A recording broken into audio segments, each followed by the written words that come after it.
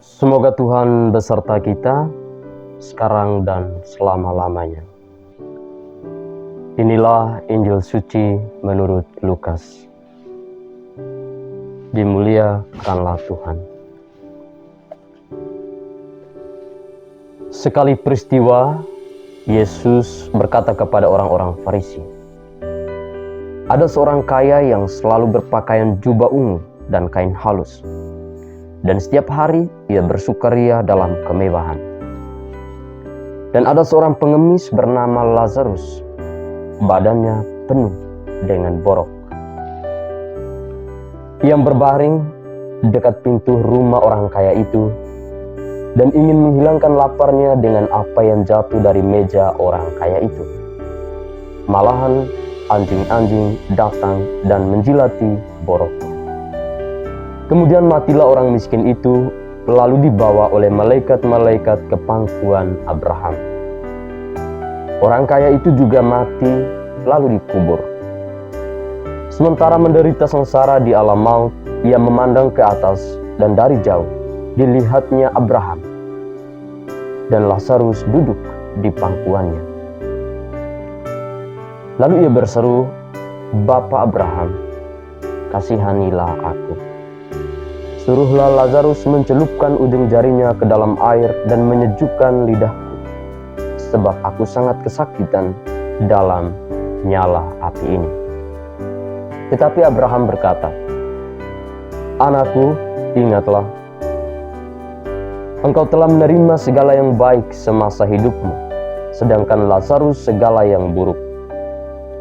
Sekarang ia mendapat penghiburan dan engkau menderita.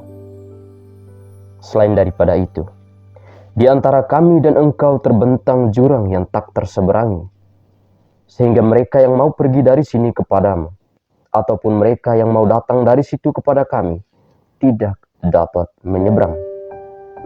Kata orang itu, 'Kalau demikian, aku minta kepadamu, Bapa, supaya engkau menyuruh dia ke rumah ayahku, sebab masih ada 5 orang saudaraku, supaya ia memperingatkan mereka dengan sungguh-sungguh, agar mereka kelak jangan masuk ke dalam tempat penderitaan ini.' Tetapi kata Abraham, 'Ada pada mereka kesaksian Musa dan para nabi. Baiklah, mereka mendengarkan kesaksian itu.' Jawab orang itu, 'Tidak, Bapak Abraham. Tetapi jika ada seorang yang datang dari antara orang mati kepada mereka, mereka akan bertobat.' Kata Abraham kepadanya, 'Jika mereka tidak mendengarkan kesaksian Musa dan para nabi, mereka tidak juga akan mau diyakinkan, sekalipun oleh seorang yang bangkit dari antara orang mati.' Demikianlah sabda Tuhan, terpujilah Kristus."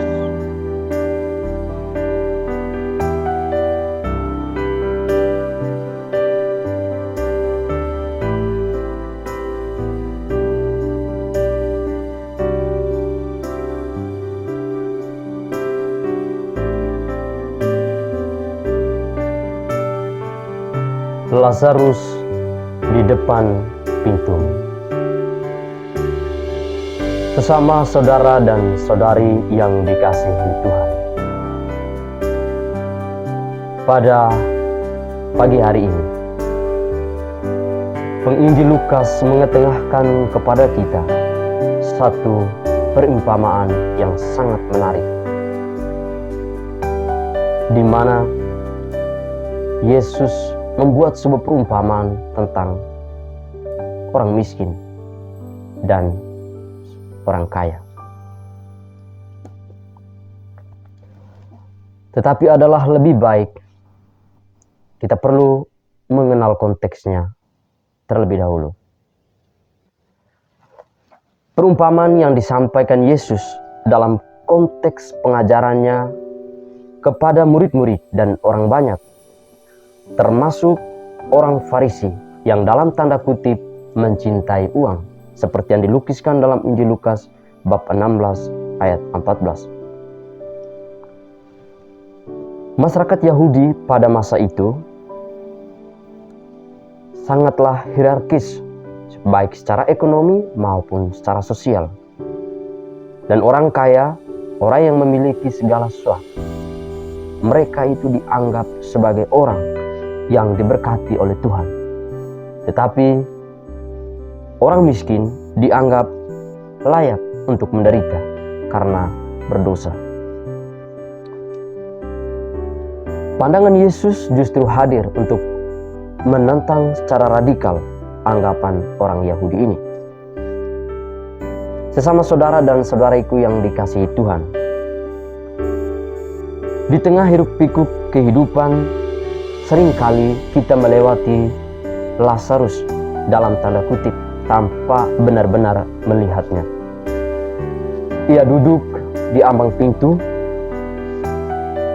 dan personifikasi dari Lazarus ini bisa kita lihat dalam bentuk seperti tetangga yang kesepian, umat yang terlilit hutang, keluarga muda yang hidupnya tidak terarah, ataupun anak-anak muda yang kehilangan arah.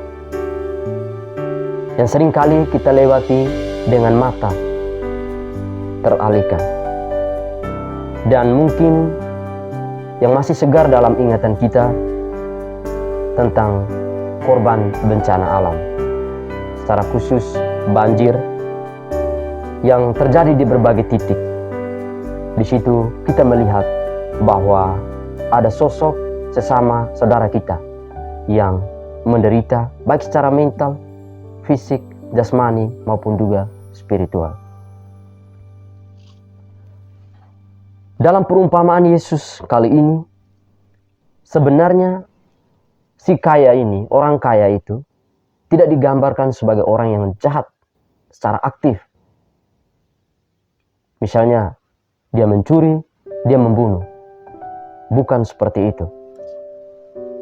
Ia hanya tidak peduli.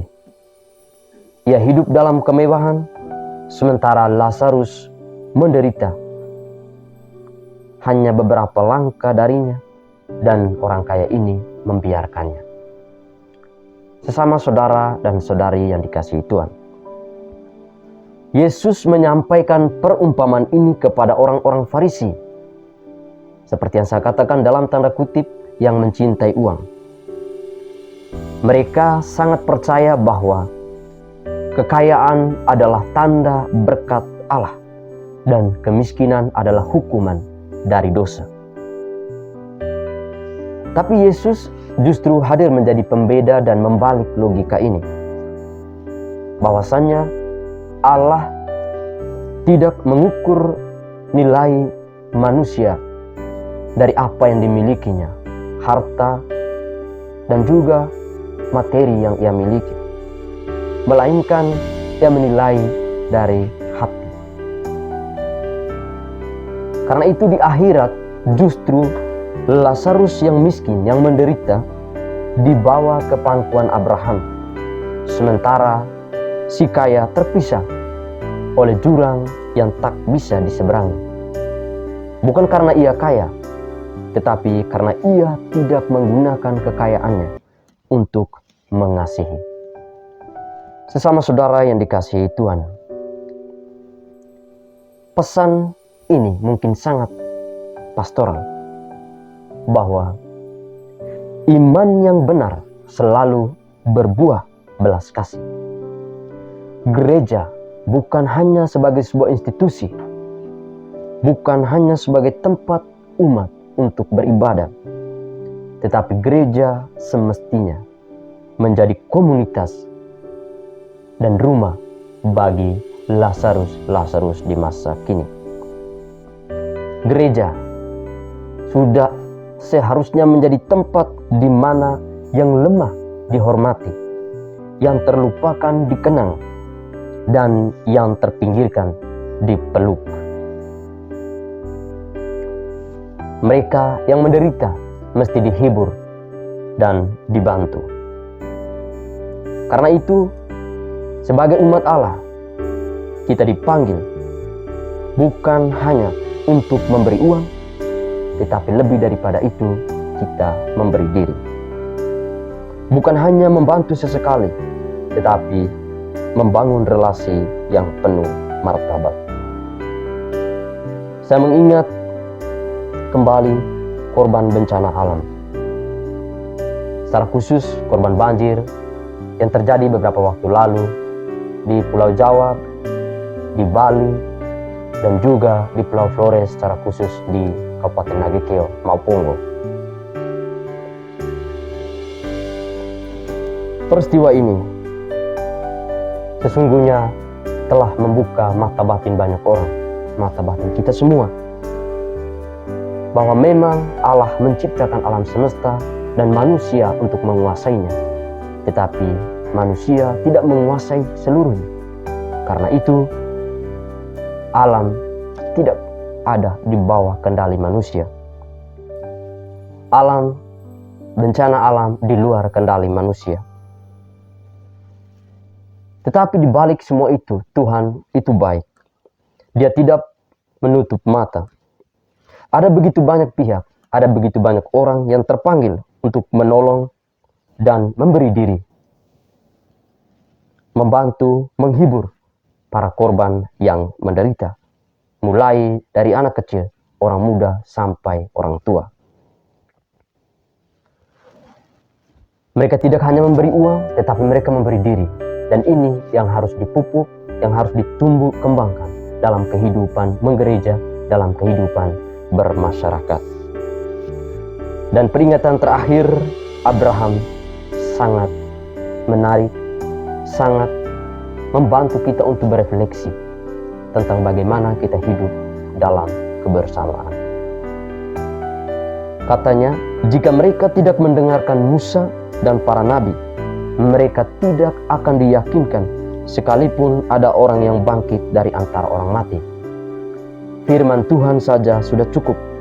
Karena itu, kita tidak perlu lagi membutuhkan tanda yang ajaib atau mujizat yang besar untuk mulai mengasihi.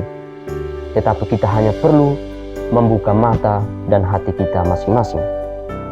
Karena itu hari ini kita mesti bertanya pada diri kita sendiri, siapa Lazarus di depan pintu kita masing-masing?